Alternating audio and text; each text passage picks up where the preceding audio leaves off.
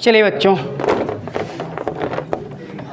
कल हम लोग पढ़े थे बल और बल के प्रकार, है ना। बल और बल के प्रकार। तो प्यारे बच्चों, आज हम लोग पढ़ने वाले हैं एक नया टॉपिक, इनर्शिया, जड़त्व। क्या बच्चों? जड़त्व, इनर्शिया। तो प्यारे बच्चों, जड़त्व क्या होता है? जड़त्व बहुत अच्छा नाम है, चलिए समझते हैं। जड़त्व जो है किसी वस्तु में उत्पन्न एक ऐसा गुण होता है। क्या? किसी वस्तु में उत्पन्न गुण है। ये कोई भौतिक राशि नहीं है कि भैया इसका कुछ मात्रक होगा, है ना, कुछ मान होगा, नहीं। जड़त्व एक गुण होता है, एक भौतिक गुण होता है जो किसी भी वस्तु के परिवर्तन का विरोध करता है। किसी भी वस्तु के परिवर्तन का विरोध करता है। जैसे अगर हम बात करें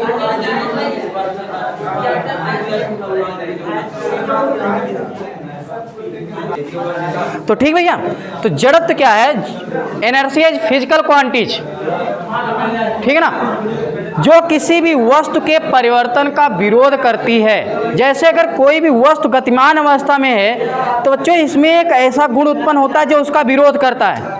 भाई सड़क जिनके बीच यहाँ पर जो है, अगर साइकिल आप चला रहे हैं तो साइकिल के पहिए के बीच, साइकिल की पहिया और तल के बीच एक बल कार्य करता है जिसका नाम होता है घर्षण बल। और घर्षण बल का काम क्या होता है बच्चों? विरोध करना। क्या? विरोध करना, है ना। अब आप चल रहे हैं तो आपके भी अंदर एक ऐसा गुण उत्पन्न होगा कि आप कभी ना कभी थकेंगे, है ना। चल रहे हैं, फिर आपकी इच्छा का है क्या? विराम कर लें, है ना। होता है कि नहीं? तो भैया ऐसा गुण क्या कहलाता है? जड़त्व। तो लिख लेते हैं परिभाषा। जड़त्व वह भौतिक गुण है, जड़त्व वह भौतिक गुण है, जड़त्व वह भौतिक गुण है,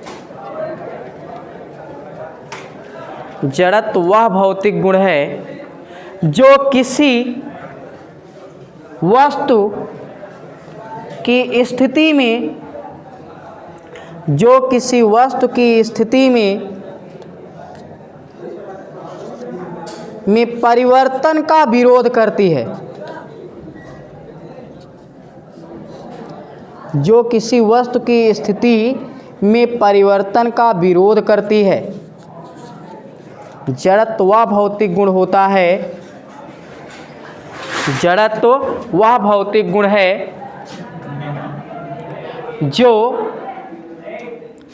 किसी वस्तु की स्थिति में परिवर्तन का विरोध करती है। क्लियर भैया? आगे लिखो नीचे।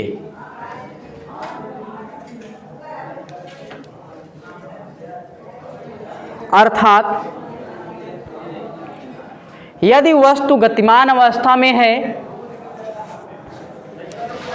अर्थात यदि वस्तु गतिमान अवस्था में है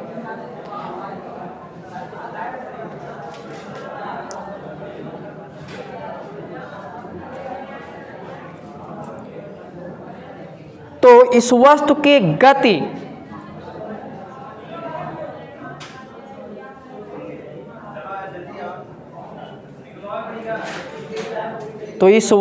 गति का विरोध करने के गुण को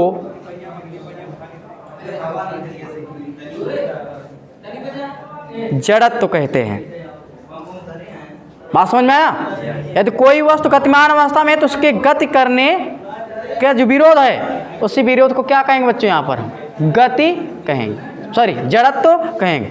तो जड़त्व क्या है? ध्यान देना, जड़त्व एक भौतिक गुण है। ये कोई भौतिक राशि नहीं है, यह एक भौतिक गुण होता है जो किसी वस्तु में उत्पन्न होता है और किसी भी वस्तु की स्थिति में परिवर्तन का विरोध करती है, ठीक है ना। तो उसे हम बोलते हैं क्या बच्चों? जड़त्व। क्लियर?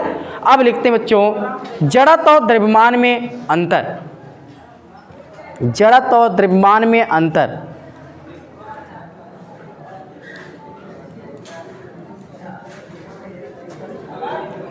क्लियर भैया? जिस प्रकार यहाँ पर गति की अवस्था का परिवर्तन का विरोध करता है, उसी प्रकार विरामावस्था भी परिवर्तन का विरोध करेगा।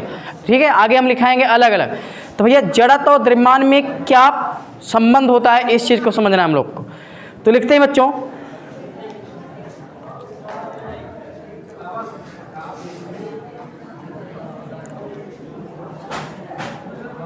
ठीक है। चलिए, तो जड़त्व और द्रव्यमान में अंतर की बात कर रहे थे। तो बच्चों जड़त्व और द्रव्यमान में क्या अंतर होता है? तो जड़त्व और द्रव्यमान एक दूसरे के समानुपाती होंगे, ध्यान देना। जिस वस्तु, हाँ समानुपाती, जिस वस्तु का द्रव्यमान अधिक होगा उस वस्तु का जड़त्व क्या होगा? अधिक होगा। जिस वस्तु का द्रव्यमान कम होगा उस वस्तु का जड़त्व भी क्या होगा? कम होगा। तो लिखते हैं किसी वस्तु का जड़त्व, किसी वस्तु का जड़त्व, किसी वस्तु का जड़त्व द्रव्यमान के समानुपाती होता है। किसी वस्तु का जड़त्व द्रव्यमान के समानुपाती होता है। किसी वस्तु का जड़त्व द्रव्यमान के समानुपाती होता है। अर्थात यहाँ देखेंगे बच्चों, अर्थात जड़त्व समानुपाती द्रव्यमान, जड़त्व और द्रव्यमान में यही संबंध होता है, एक दूसरे के समानुपाती होंगे। नीचे लिखो अर्थात, फिर अर्थात जिस वस्तु का द्रव्यमान अधिक होगा, जिस वस्तु का द्रव्यमान अधिक होगा उस वस्तु की जड़त्व अधिक होगी। जिस वस्तु का द्रव्यमान अधिक होगा उस वस्तु की जड़त्व अधिक होगी। और जिस वस्तु का द्रव्यमान कम होगा, और जिस वस्तु का द्रव्यमान कम होगा उस वस्तु का जड़त्व भी कम होगा। क्लियर बच्चों? उस वस्तु का जड़त्व भी कम होगा। तो द्रव्यमान अधिक तो जड़त्व भी क्या होगा? अधिक, क्योंकि क्या है? समानुपाती है ना। अगर द्रव्यमान कम है तो जड़त्व भी क्या होगा? कम होगा। सीधा फंडा है अपनाना। क्लियर बच्चों? अब जैसे यहाँ पर हम एक रेलगाड़ी ले लें और एक ठेला गाड़ी ले लें, एक रेलगाड़ी और एक ठेला गाड़ी, तो अगर आपसे पूछा जाए बच्चों तो रेलगाड़ी और ठेला गाड़ी में किसका जड़त्व अधिक है, तो किसका बताओगे? रेलगाड़ी का। क्लियर? जैसे लिखो एग्जाम्पल में, एक एग्जाम्पल यहाँ पर एक्सरसाइज में दिया गया है। लिखो रेलगाड़ी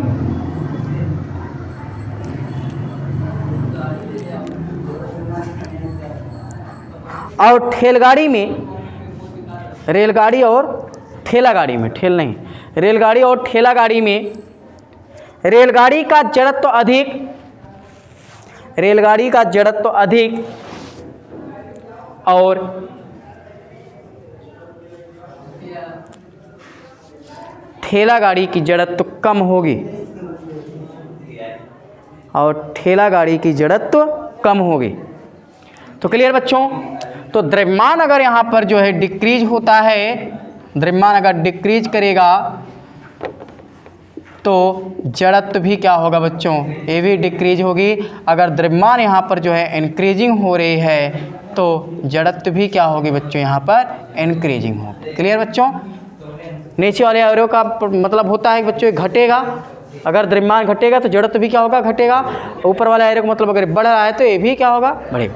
इसका तात्पर्य है कि, आगे लिखो, इसका तात्पर्य है कि, नहीं इसको समझाने के लिए बता रहे हैं, आगे लिखो, इसका तात्पर्य है कि भारी वस्तु, इसका तात्पर्य है कि भारी वस्तु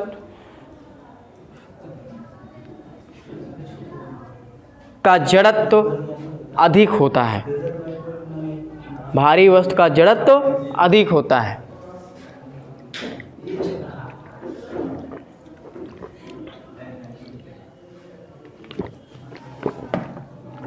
क्लियर बच्चों? तो ये था जड़त्व और जड़त्व और द्रव्यमान में अंतर। हेडिंग का नाम लिखो बच्चों, जड़त्व के प्रकार। जड़त्व के प्रकार। तो प्यारे बच्चों अब इसको हम लोग कल पढ़ेंगे, ठीक है? तो आज के लेक्चर में बस यहीं तक, जितना पढ़ाया जाए उसको बढ़िया से आप तैयार करते चलिए, नोट्स बनाते चलिए बच्चों। आगे की वीडियो में हम कल पढ़ाएंगे जड़त्व के प्रकार, ठीक है?